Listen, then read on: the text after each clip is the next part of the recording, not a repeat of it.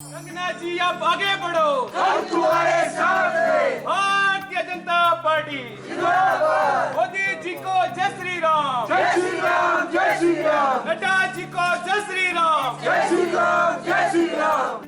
बॉलीवुड अभिनेत्री कंगना रनौत को मंडी संसदीय क्षेत्र से बीजेपी का प्रत्याशी घोषित होने के बाद सरकाघाट विधानसभा क्षेत्र के वर्तमान विधायक दिलीप ठाकुर ने अपनी प्रतिक्रिया जाहिर करते हुए कहा कि पूरे सरकाघाट क्षेत्र की जनता में खुशी की लहर है।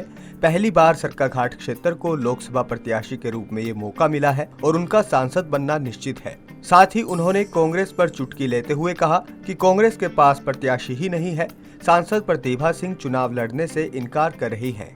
वहाँ मिलना हुआ और बहुत सी बातें उनसे हमने की है कि किस प्रकार से हमने चुनाव मैदान में उतना कैसे कैसे योजना पूरी उनसे चर्चा हमने की है। और आज वो दिल्ली गए हैं, 2 दिन के बाद वापस आएंगे। उसके बाद हमने पार्लियामेंट की एक संगठन की बैठक, उसमें भी शायद हम कोशिश कर रहे हैं कि जो जितने भी कार्यकर्ता एक पार्लियामेंट की बैठक हो और उसमें बहन कंगना जी का आना हो और सबसे मिलना जुलना हो और सबकी बात वो सुने भी और अपनी बात भी कार्यकर्ताओं को सुनाएंगी। और यहाँ तक के क्षेत्र की जनता सरकाघाट को पहली बार मौका मिला है किसी सांसद के रूप में और किसी प्रत्याशी के रूप में। यहाँ से अगर प्रत्याशी बनी है तो सांसद बनना निश्चित है।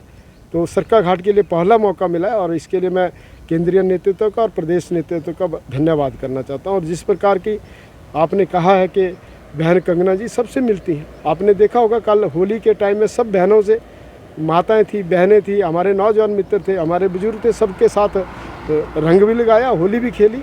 और होली खेलने के बाद अपनी जहाँ उनकी कुल देवी है धोई नाम के, जहाँ उनका पुराना घर है, वहाँ भी गई और वहाँ माथा भी टेका, सबसे मिलना जुलना हुआ और बराबर लोगों से संपर्क करेगी। और निश्चित तौर पे यहाँ से भारतीय जनता पार्टी का प्रत्याशी बहन कंगना जी लाखों मतों से जीतेगी। और जिस प्रकार से कांग्रेस, आपने देखा होगा कांग्रेस तो कह रही है हमारे पास प्रत्याशी नहीं है।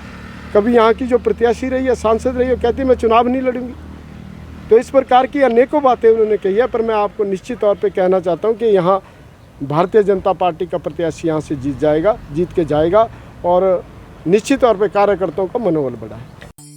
वहीं कांग्रेस नेत्री सुप्रिया श्रीनेत के द्वारा सोशल मीडिया पर कंगना रनौत की गई अभद्र टिप्पणी को लेकर दिलीप ठाकुर ने कहा कि वो इसकी घोर निंदा करते हैं। खुद एक महिला होने के बावजूद उनको इस प्रकार की टिप्पणी नहीं करनी चाहिए थी।